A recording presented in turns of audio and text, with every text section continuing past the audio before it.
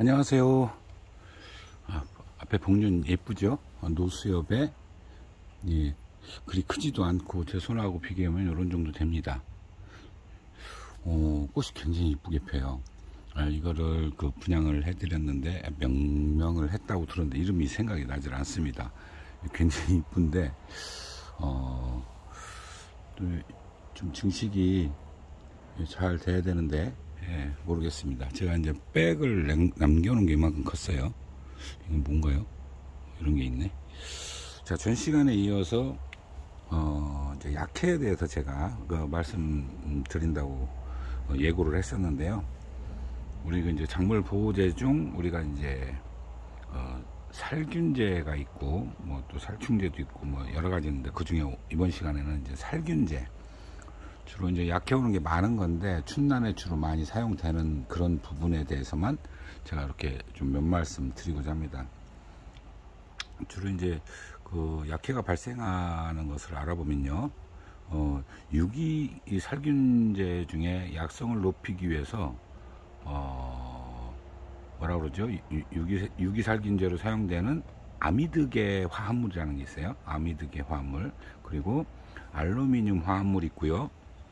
또 한 가지는 동을 넣어서 된 화합물이 있고, 또 염소를 넣어서 이렇게 만들어진 그런 화합물. 그 외에도 또 더 있는 것 같아요. 이제 제가 아는 부분은 거기까지 이제 알고 있는데요. 자, 요런 것들이, 즉 약성을, 방제 효과를 높이기 위해서 다른 거를 섞었는데 오히려 춘난에서, 특히 일반 작물에서도 약해가 발생을 한다는데요. 몇 가지 조건만 잘 지키면은 약해를 덜 입는다고 표현하지 안 입는다고는 안 하더라고요. 뭐 춘난에서도 당연히 약해나 다른 어떤 부작용들이 당연히 생길 거라는 생각이 듭니다. 이제 춘난에 주로 이제 사용되어지는 이제 살균제 중에는 이미다졸계를 먼저 이렇게 좀 알아보면요. 우리 이미다졸계는 여러분들도 잘 아십니다. 스포탁 잘 아시죠? 이제 그 계통인데, 우리 처음에 이게 벽시 소독약으로 시작됐나요? 아마 일반 농가에서는 그렇게 됐을 겁니다. 과거에는 70년대만 해도 유기수은제라는 걸 썼는데, 그게 이제 인체에 굉장히 해롭고 쌀 아래도 그 수은이 남아있어서 우리 인체에 축적된다는 사실을 안 이후에 그걸 전면 금지시키고, 그 이후에 나온 게 바로 이 이미다졸계 스포탁인 것 같아요. 또 전에부터 봐왔었으니까요. 그러니 이것이 초기에는 종자소독을 아직도 쓰는 데도 있고요. 그 종자소독 하는데 그 벽시소독 같은 거 많이 하잖아요. 그렇게 주로 하는 것 같습니다. 난초도 역시 비슷하게 우리 춘난에 적용해서 보면은 주로 분갈이 할 때 소독할 때 많이 쓰시죠.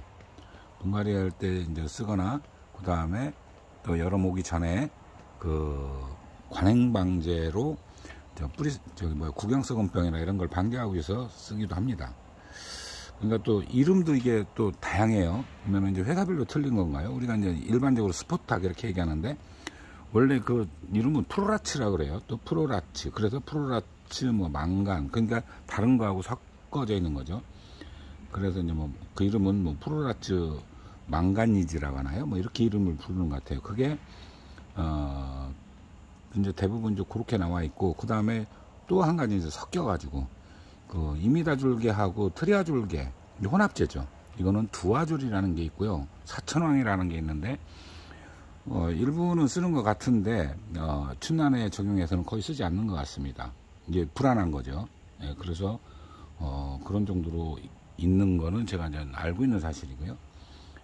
그리고 이제 상표상에다 표기되어 있는 약해가 이렇게 적혀 있는 게 있어요. 거기에는 어린잎 엽소 현상이 있다고 되어 있습니다. 우리 춘난에서 보고되는 거를 보면요, 이게 이제 가장 중요한 부분이죠. 춘난에 적용했을 때 약해로 나타나는 것은 신화생장 억제 현상이 나타납니다. 그리고 외소화, 작아진다는 거죠. 가늘어진다는 뜻입니다. 그리고 뿌리의 비대증 현상이 나타납니다. 이렇게 주로 이제 나타나고요. 또 좀 더 심각한 거는 뭐냐면 잎끝이 타 들어가는 경우도 있어요. 잎끝이 타 들어가는 경우도 있고, 그 다음에 신화의 떡잎장이 빨리 마릅니다. 이런 현상들이 나타나요. 자, 그래서 이제 그러면은 이 써야 되는데 어떻게 써야 되느냐, 이게 이제 가장 관건이죠. 가장 중요한 것이 뭐냐면, 당연히 이제 배율을 잘 지켜야 되겠지만, 우리가 이제 2000배를 보통 사용을 합니다. 2000배를 사용하는데 온도가 중요합니다.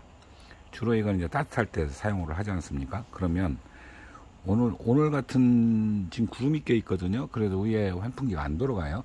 그러면 아주 적기죠. 오늘 같은 아침 일찍 치면은 약해가 거의 발생하지 않을 가능성이 크죠.